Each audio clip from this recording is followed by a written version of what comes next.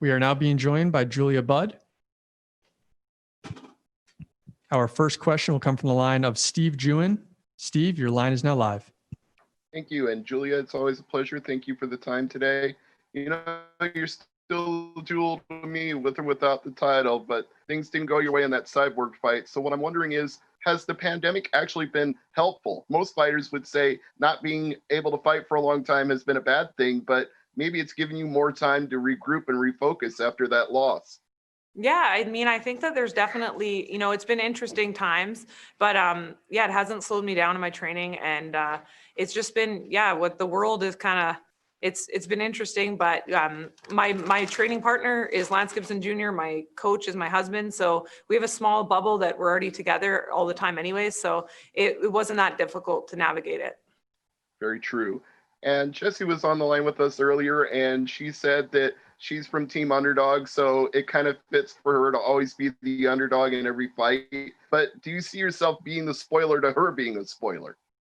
No, I just see myself being victorious on Friday night. I'm excited to go out there and put on a show. And you know what? I never underestimate anyone. So I'm ready for this fight, and I'm excited to be back doing what I love. Absolutely. And we're excited to see it. My last question for you is, you already mentioned being in that small bubble with your husband as your training partner, but have you brought in anybody else for this camp to help you work with the style that Jessie presents? Yeah, definitely. We've got a small group of guys that I've been kind of rolling with and sparring with that, my regular training partners, but they're great on the ground, and we've just been practicing, getting ready for this style specifically. We've kept it small, but definitely I've had my regular crew in there with me. Our next question will come from the line of Jay Anderson. Jay, your line is now live.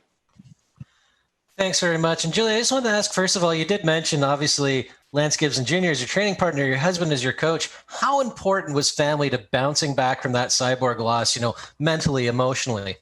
Yeah, very important. I mean, it's the people around me pick me up. My community picked me up. It was that night when I came out of the arena, there was like 60, 70 people in a big circle, giving me hugs. And it right away made it feel, I don't know, it was special. Even though I lost, it still felt great to have the people that love me around me. And I think that's important for athletes, to have people around them that believe in them and, just have their back regardless of win or losses. Was there any hesitancy on your part going to the US to fight right now, given how worse the States has been hit compared to Canada by the coronavirus? No, I knew Bellator was doing an amazing job. We got sent packets of kind of what the protocols were going to be, and it just felt like, and even since I've been here, it's just so professional, and I feel safe here. So they're doing a really amazing job, and yeah, I'm confident I'd come back and fight here during this time over and over again if we have to. And last one for me. As a former champ, obviously the goal is to get back to the title, potentially get back to Cyborg if she still holds it. How far as a former champion do you think you'll have to go for that? Like 1 fight, 2 fight? What do you think the possibilities are? I don't make those calls. I got to go out there on Friday and make a statement of who I am and why I belong right back in there. All right, our next question comes from the line of Giancarlo Alino. Giancarlo, your line is now live. Hi, Julia. As mentioned there, this is going to be your first fight since the loss to Cyborg. Before that, you hadn't lost a fight in 9 years. So what did you learn from that? Like, what were some of the takeaways from that loss that you feel helped you as a professional? Just looking at, technical errors that I made during that fight that kind of got that outcome. So it was good for us to go back, see kind of where I made some errors and what I can do better. And overall, just finding that hunger again right after that loss. It took me a couple weeks to kind of break it down with my coaches and my team. And then right after it was the beginning of February, we were like, you know what, we got to get back in there. And then, the pandemic hit. So it's been an interesting last couple of months, but I'm ready. And final question for me. We've seen all these other divisions like heavyweight, welterweight, featherweight have their own Grand Prix. With the landscape of the women's division right now and women's MMA, do you think Bellator should set up a women's Grand Prix? Yeah, it would be amazing. It would be super exciting. It's definitely a good idea, and and I'd love to be a part of it. All right, our next question will come from the line of John Eric Poley. John, your line is now live. Hi, Julia. How are you? Good. How are you? Good. Thanks for asking. So I wanted to ask you something that you touched on a little bit here. You've been saying, obviously, your husband's one of your coaches. So I was wondering, how has he helped you out, not only as a fighter, but just with life in general? Oh, well, he's he fought back in the day. He's a warrior. So he's been there throughout my entire career, kickboxing and MMA. And I mean, we're partners in life, but also in the cage and business and everything. So definitely he's helped me out in every area. And then we don't see a lot of people in general fighting into their late 30s, and especially not at the level that you are. What's the secret to longevity in the sport?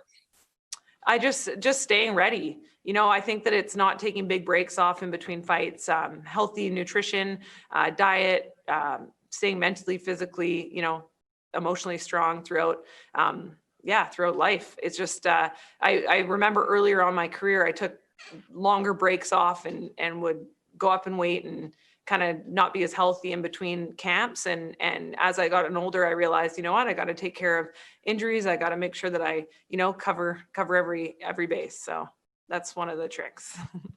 Our next question will come from the line of Arkady Sakovsky. Arkady, your line is now live.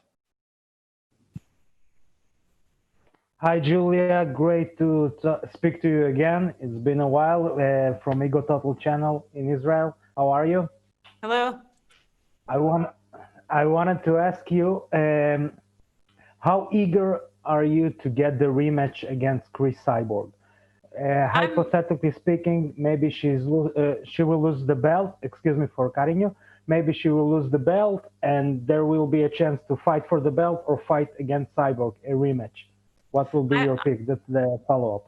I'm excited. I mean, the thing is though, is that I'm focused on my fight Friday night. So I gotta go out there and make a statement on Friday night before I even look at that. So right now I'm not really focused on that, but of course, being champion is my ultimate goal. So being champion again. So but Friday night's what's important, and that opponent's what's important right now. So that's who I'm focused on.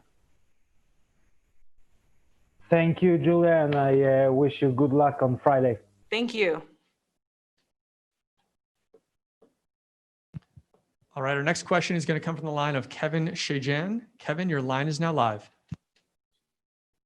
Hey, Julia, looking back through your career, you've only had 3 losses, and, those 3 losses have been to Ronda Rousey, Amanda Nunes, and recently Chris Cyborg. When you look at those three women have been known to be one of the greatest fighters in the women's division.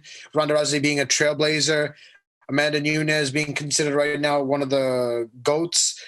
Looking back at that, knowing that, you only lost to the best of the best, does that give you motivation? Hey, if I can only lose to the best of the best, that's how close I am to the top.